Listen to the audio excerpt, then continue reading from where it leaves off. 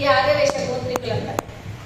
అప్పుడు ఆ భాస్కరాచార్యుల వారు ఇలా వేదికనెత్తి, ఇదిగోండి మీరంతా కూడా ఇలాగా గొడవ పడదు, ఎవరైతే అగ్నిగుండ ప్రవేశం చేస్తారో వాళ్ళంతా ఇటువైపుకి వచ్చాయి, అగ్నిగుండ ప్రవేశం చెయ్యము, మాకు ఇహపద సుఖాలు కాదు, మాకు ఇహభోగాలే ముఖ్యం, పద సుఖాల కంటే అనేవారు ఇదిగో ఇటువైపుకి వచ్చేది అని. ఎవరైతే 102 అంత ముందుకు మేము అగ్నిగుండ ప్రవేశం చేస్తామన్న వాళ్ళు 102 మంది ముందుకు వచ్చారు. మేము అగ్నిగుండ ప్రవేశం చేయము, మాకు ఇహభోగాలే కావాలి అనుకున్న వాళ్ళు 612 మంది ఇటువైపు వచ్చేసారు.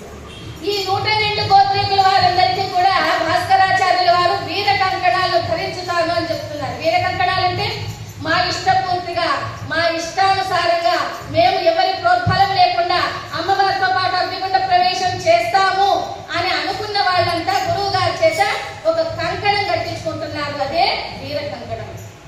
ఇలా జరుగుతూ ఉండగా అప్పుడే ఒక విశేషం విచిత్రం ఏం జరుగుతోంది అంటే, ఈ 612 గోత్రీకులంతా కూడా ఇదిగో అయ్యా మీరు ఇలా చేస్తే కాదు, మేము మాత్రం అగ్నిగుండ ప్రవేశం చేయమంటున్నారు. ఇక కుసుమశ్రేష్ఠి గారు అంటున్నారు, ఓ 612 గోత్రీకులారా, మీకు 3 మార్గాలు ఉన్నాయి. మీరు మాతో పాటు అగ్నిగుండ ప్రవేశం చేస్తే మీకు ముక్తి మోక్ష స్థానాలు వస్తాయి అమ్మవారితో పాటు.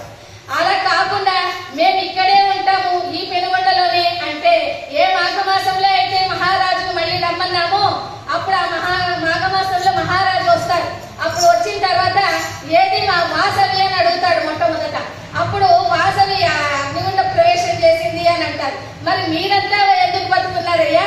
102 మంది అగ్నిగుండ ప్రవేశం చేసి వాసవి అగ్నిగుండ ప్రవేశం చేస్తే ఈ చావు కబురు నాకు చెప్పడానికి మీరంతా ఉన్నదని ఆ మహారాజు అసలే దుర్మార్గుడు, దుష్టుడు, తన ఒళ్ళో ఉన్నటువంటి కత్తి తీసి అందరినీ కూడా చంపేస్తాడు. కనుక మీరు మరి ఆ పాపాత్ముని చేతిలో మరణిస్తారు. ఎందుకంటే ఎంత పాపాత్ములైనా కూడా పుణ్యాత్ముల చేతిలో మరణిస్తే వారికి మోక్షం వస్తుంది.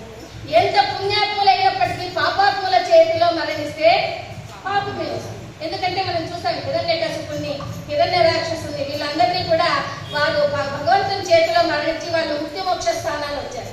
అదే శిశుపాలుడు లాంటి వాళ్ళు కృష్ణునికి ఎంత దగ్గరలో ఉన్నప్పటికీ, ఎంత ఆప్తమిత్రులు బంధువులైనప్పటికీ కూడా వాళ్ళు పాపాత్ముల చేతిలో చూసి నరకానికి వెళ్లాల్సి వచ్చింది.